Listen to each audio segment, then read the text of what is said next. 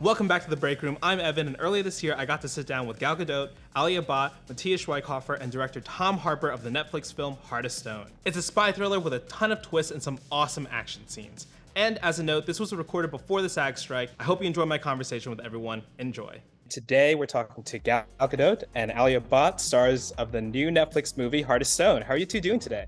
We're really good. How's it going? I watched the movie last night. I loved it. There were so many twists.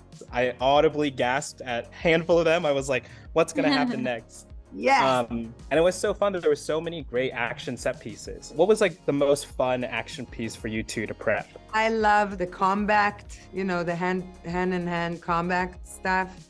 It reminds me a lot about my dancing days when you have to learn a choreography and everything is planned and there's a move and a count to everything. So that's the type of stuff that I enjoy, that I feel like most in my element doing. A lot of the wire work was, again, not specifying what, but a lot of the wire work was a first for me. To spend like the whole day just hanging from a couple of many wires was definitely quite challenging. But when I see the final product, when I saw the film and I saw how that translates into the film with all the effects, and it was like, wow, I did that. Oh my God, that's me. And it looks so cool and it looks like so dangerous, which makes me feel really proud of me. When you're hanging up there, is there anything you do to like keep yourself kind of like entertained or like in the zone? I'm very entertained by myself and living in my head 90% of the time, so it's not very difficult. And in a similar vein, what was like the most challenging action piece or part of the film to do?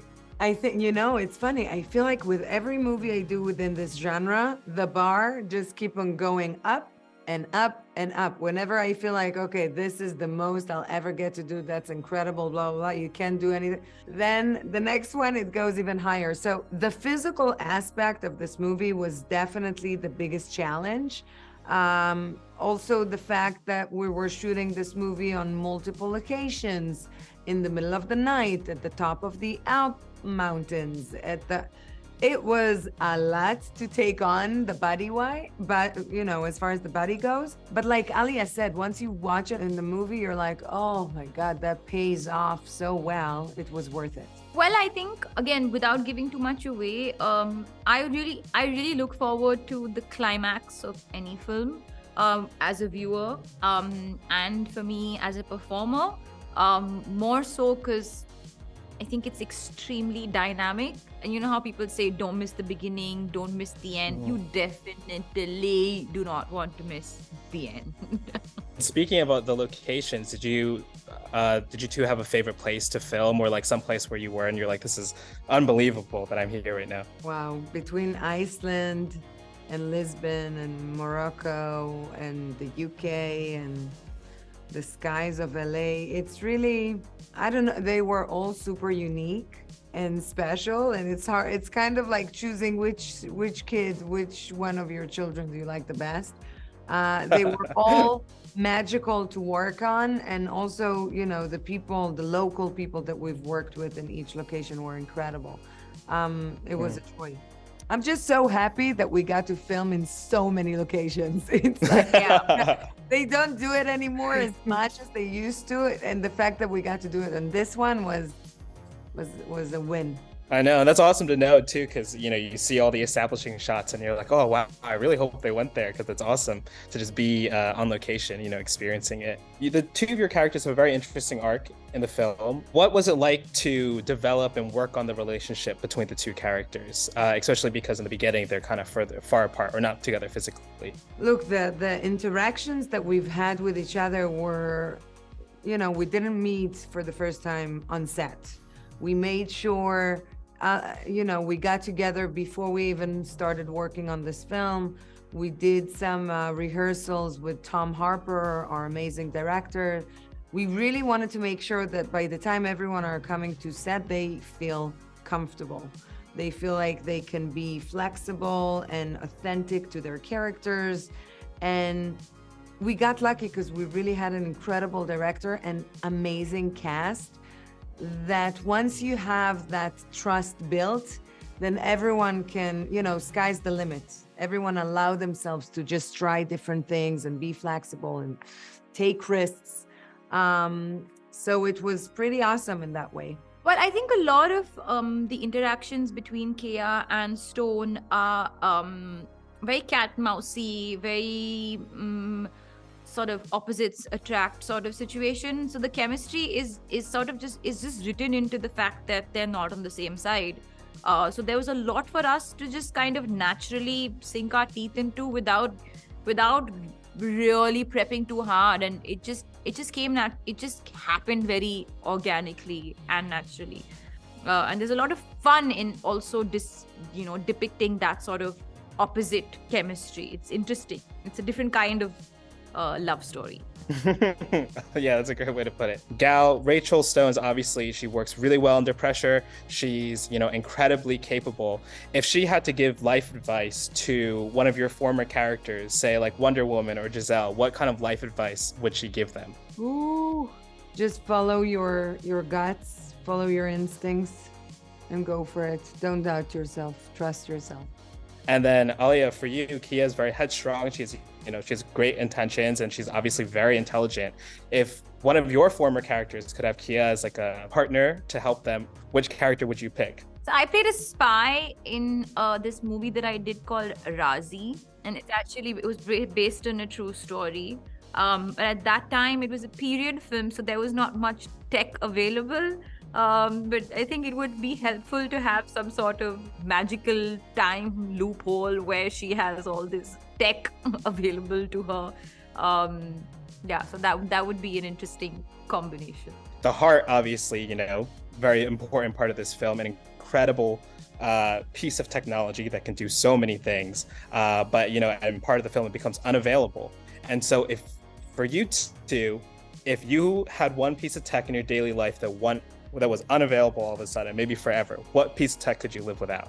I would say a computer. My family, everyone are back in Israel. I gotta be able to communicate with them on a very, I can't walk around with a computer and call my mom. I want to have like a accessible way to do it. So I would let go of and now the phones really are like computers. You can check your emails, blah, blah, blah. I would give away the computer. I think if I'm at home and if I'm with my family, with my daughter and my husband, then I don't need any gadget. You can throw it all away. But if I'm away, I need them all because I need to stay connected. Otherwise, it's just like this is too hard. Totally. Awesome. Thank you so much for taking the time to speak with me today. I really enjoyed the film. Course. Thank you so much. I'm so happy you enjoyed the film. Hi, how are you guys? Great. We are good. Awesome. And one of the things I was particularly interested in was the heart. Obviously, it's an incredibly powerful piece of tech. So from both an acting and also a directing perspective, what was it like coming up with ideas on how to work with and visualize the heart? Actually, it was a real kind of team effort. It was a real kind of it happened slowly over time because it was a particularly complicated thing about how we would create the visuals of the heart and the way we interacted with it. So there was all the kind of the on-set stuff like the projectors and the room and what it looks like. We did a lot of work with visual effects beforehand, and then of course there was Matthias, who is the person who is Jack of Hearts, who operates the heart, and there has to be that interaction. And I sort of didn't think so much about the kind of that role until Matthias came along and he arrived and he said, so what's we had this movement coach, but I hadn't really thought too much about it. And Matthias was like, hey, what am I doing? And I was like, oh shit, then we started talking about it, and we realized there's this whole other dimension, which is this language of how to use the heart. And I think that must have been quite scary for you, Matthias, knowing that you didn't have long to, create a language. No, it was just that moment, when I first met Tom and I asked him like, okay, Tom, what can we do? Exactly is the movement for that line, for that word, for that action? And that was the moment where Tom just looked at me and you had this awkward moment of silence. I'm coming back. Give me a second. And then he left the room. and then he came. No, really, we had this great movement coach, and it was cool to work with Tom. And we worked for quite a while on it, because we needed a fantastic, foundation on these movements to tell us, even to tell a great story in what the heart will be and how it really works in, with Gal's character. Yeah, and it looks great. Yeah. Oh yeah, it looks super cool. And you mentioned projections, Tom. So were those projections? Did you have to kind of like workshop different things with different movements as well with Matthias? Like, did you like shoot a scene and then have to come back and like change things, or? No, what we did actually is we did like a whole number of rehearsals, trying and tweaking the different things. So we would, we set up a few projectors. We tried it. We tried moving how the camera interacted and how an actor would interact with it, and then we tried different strengths of projectors, different visuals, different things, and then we'd apply the visual effects, see what worked, see what didn't work, and then we'd go back and we'd workshop it again. And so even though there was still quite a lot to pin down, by the time we came to shoot, we had a real good feeling of the parameters and of the kind of the end results that we would be going for. Is there any piece of tech that's not a computer that you would like to work like the heart, where you can kind of touch it and move it around? Yeah, it's so interesting how things change. Like if I think about the way that I use computers to the way that my kids use computers, and they, particularly when they were younger, like just that the way they would swipe a computer screen where that you couldn't swipe. These gestures, the way in which we interact with technology is evolving all the time. And I think the more interactive it can be, the more intuitive, the more it becomes not just at the moment we're limited by the way we use our thumbs, right? So if we can use gestures, and the more we can use speech and our brains, maybe in the future, as is the case in some of Hearthstone, then everything will start speeding up, and the quicker and more efficient it is to use, then arguably maybe the more the more useful it will be to us. But that's really like taps into the kind of core conversation or thematics of the movie, which is how can we use and harness the wonderful power of technology and the opportunities that it offers us, at the same time as how do we retain our humanity, and how do we where does the moral dimension lie, and does the end justify the means, and where are we going with it, and how do we protect ourselves? Obviously, there's a ton of action set pieces in the film.